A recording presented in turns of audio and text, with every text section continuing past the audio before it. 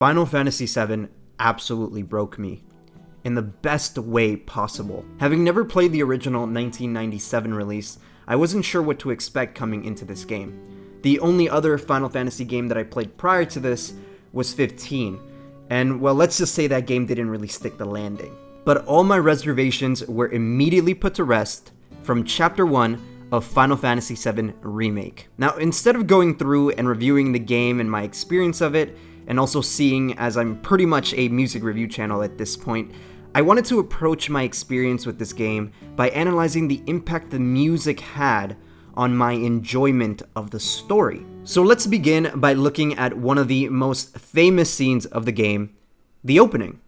The game opens up on a shot of one of the main characters in the game, Aerith, staring into the live stream. The music here creates a very ominous feeling with these rising piano chords.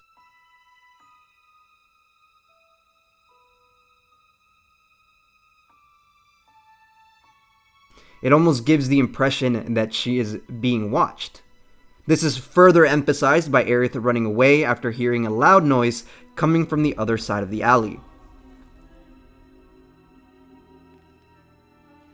All of this culminates in an amazing orchestral build-up as the camera pans out to show the whole city of Midgar before finally hitting you with the title card.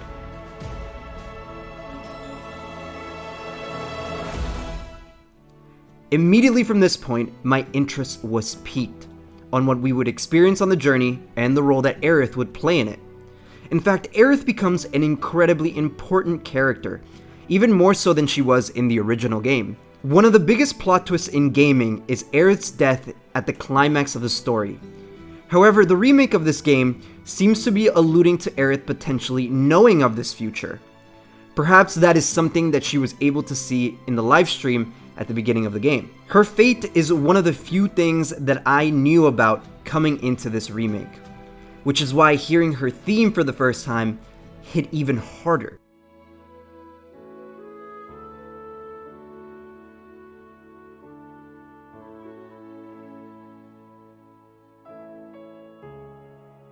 There is a sense of melancholy and loneliness that I feel every time that I listen to it.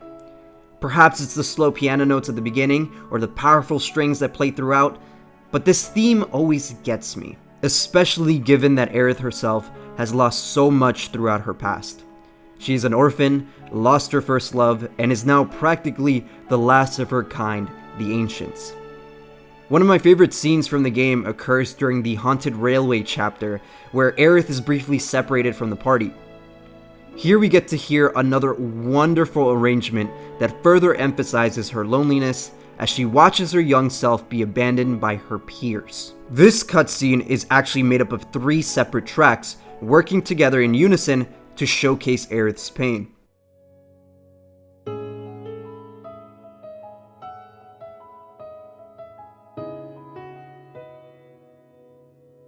The first track, titled Alone, mimics the visuals in the scene by isolating certain notes and then following them by a flurry of chords, much in the same way that young Aerith stands alone while all the other kids play together. Alone then transitions into a track called Waiting to be Found.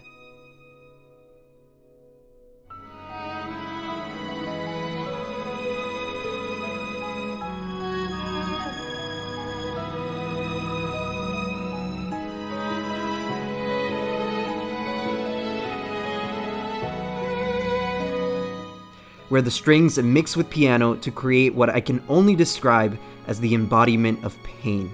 Aerith, for the first time in the game, cries. This really blew me away because despite the struggles that Aerith had experienced, she always tried to maintain her bubbly personality. Again, if we are to assume that she is aware of her eventual fate, this makes her journey even more tragic. To make this even crazier, the game immediately transitions into one of the craziest boss fights with a drum roll into that final track, Eligor. Aerith!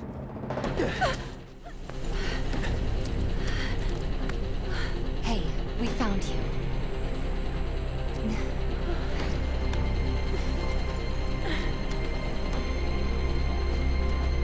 I guess you did. All of this happens in just this one cutscene, but it is a great example of how the momentum is built throughout all the cutscenes in the game. Let's talk about another one. Not long after this moment, we get another powerful scene with Aerith. This time, she's much more composed as she is given the task to save Barrett's daughter Marlene. At first we get violin chords that resemble Aerith's theme, but in the background you start to hear wind being added to emulate the chaos that is happening outside the bar.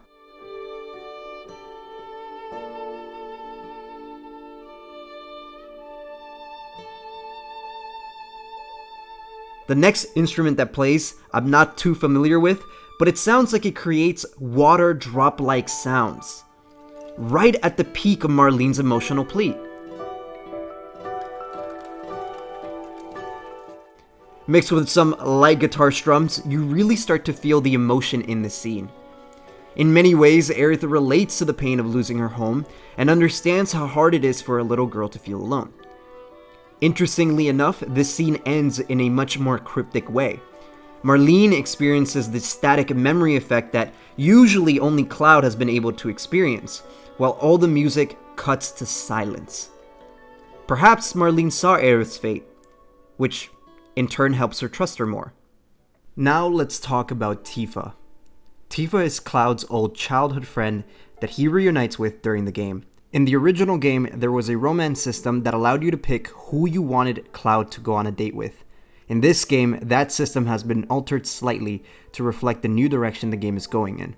In the remake, it appears that the writers are pushing you to ship Cloud with Tifa instead of Aerith. Part of this has to do with the fact that Zack is potentially still alive in this timeline.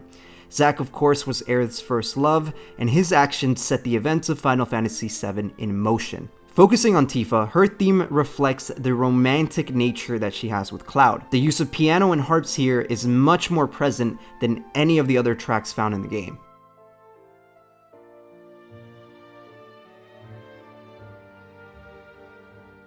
The track gives you a Disney princess awaiting to be freed and reunited with her love vibe. Cloud, of course, promised her long ago that he would come to her rescue if she was in trouble.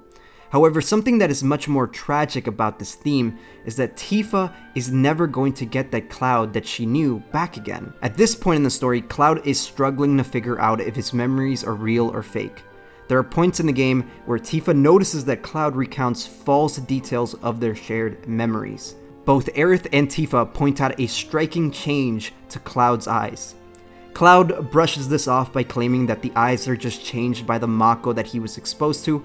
However, in Tifa's case, I feel that she's reaching at a much deeper issue. It's as if Cloud is a completely different person, which, to be fair, at this point, he is. For this reason, Tifa's theme is extremely tragic, as she will never have the Cloud that she knew back again. Another Tifa moment that must be talked about is her flashback scene with Marlene. During this scene, Tifa witnesses a ghost of Marlene in the train yard and immediately springs to action. Although Marlene is not Tifa's daughter, Tifa acts as a maternal figure for her, as her father is constantly going out to fight to protect the planet. During the scene, a similar track to Aerith's Waiting to be Found is played, which adds to the parallels that exist between young Aerith and Marlene. In another way, Tifa can also relate to this situation, as she lost her father when she was younger. She knows the pain of wanting her father to come home, and thus she cannot let anything happen to Marlene.